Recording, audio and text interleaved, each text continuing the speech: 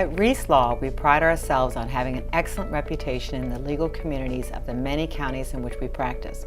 We welcome the opportunity to settle out of court whenever it is in our client's best interests. I'm Kate Reese of Reese Law, and today we're going to talk with you about how to resolve your conflict outside of litigation. Families can stay out of court by engaging in the collaborative process to resolve their disputes. Hi, I'm Christine Hissong of Reese Law, and today Kate and I will talk with you about the collaborative process. The collaborative process is an alternative dispute resolution model, as is mediation. When parties use the collaborative process, they commit to pursuing a resolution of their conflict outside of litigation. Now, there are many reasons why one might choose to use the collaborative process. It is often referred to as a kinder, gentler way of handling conflict, and this is significant, particularly when we are confronted with family conflict. Quite often, after the conflict is resolved, the parties still remain in relationship with each other, perhaps as co-parents or even co-grandparents. And if you have any desire to have that relationship be civil or positive, you have to be mindful about the manner in which you address your conflict. Now, the collaborative process gives the parties the opportunity to be forward-focused when they resolve their conflict. They work toward a successful future for all involved, instead of focusing on what went wrong in the past. The process is private, and the issues are discussed in closed meetings. They are not aired in open court. In the collaborative process, the parties make their decisions about their lives, and they retain control. And they also are able to retain more control over the cost. They have more control over how and when resources are used and from which source they're used. What does the collaborative process look like? Each party must retain an attorney trained in collaborative law. Collaborative law is not the same as collaborating. The parties and their attorneys sign a collaborative participation agreement, which is the contract committing the attorneys and the parties to the particular collaborative format. There are other professionals who the attorneys with the parties may determine are necessary to include into the collaborative team.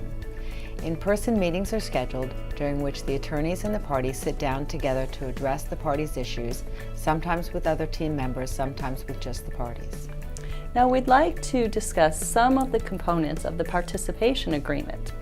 One of the foundations of the collaborative process is that the parties and their representatives commit to resolving the dispute outside of litigation. The collaborative attorneys who represent their clients in the collaborative process cannot follow their clients into court should the clients choose to litigate.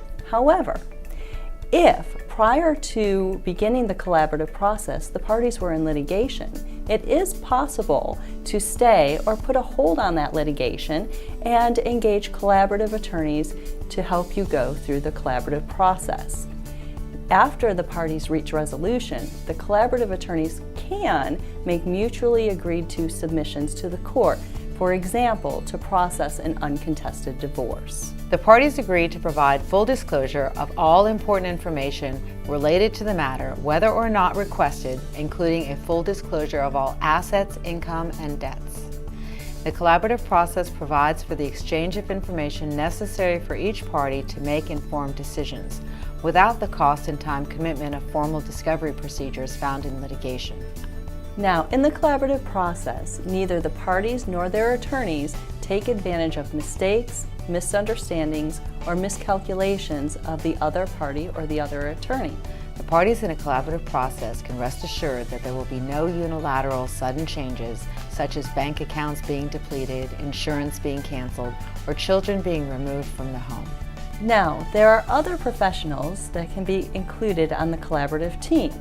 The other professionals included depend upon the issues involved and the needs of the parties, and this is both efficient and cost-effective.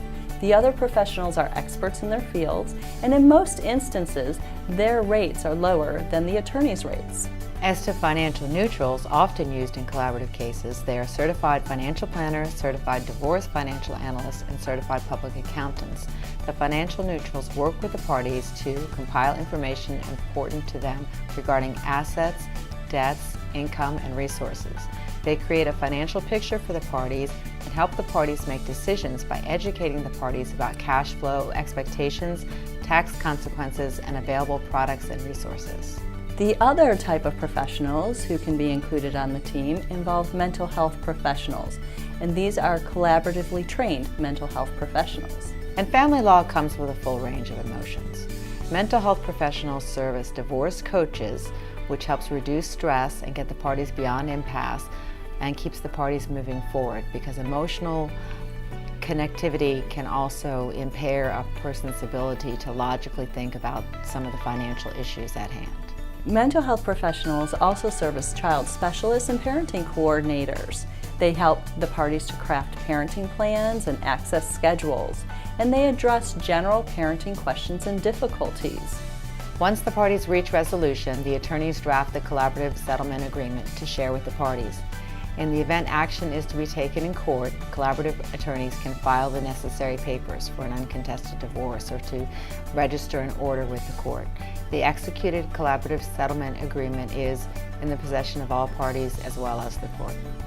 There are certain things that you must understand about the collaborative process. The attorneys and the other professionals will consult with each other, and this creates a more productive meeting. Now, there is full disclosure of all relevant material information. If a party chooses to assert their attorney-client privilege, it is important that you know that this may result in the necessary withdrawal of the asserting party's attorney, and only the parties can terminate the collaborative process. After the collaborative process terminates, the parties can still re-enter at a later time, whether with their original attorneys or new attorneys, to resolve conflicts that may arise in the future. This can come into play because there's new decisions made because of tax law. It can come into play because there are new decisions that need to be made because of children who have grown older in the course of the period of time since the case began. Often parties can gain a greater understanding of their interests and motivations of the other party, which will help with an overall understanding and will help them with learning communication skills on how to work with the other party when they're not also relying on counsels to help them in the communication process. They do learn how to be better co-parents and grandparents if children are involved. Now, what benefits might one get from using the collaborative process? The parties often develop dispute resolution skills that they can use on their own in the future. They have a better understanding of their finances going forward, and they have a clearer picture of their future.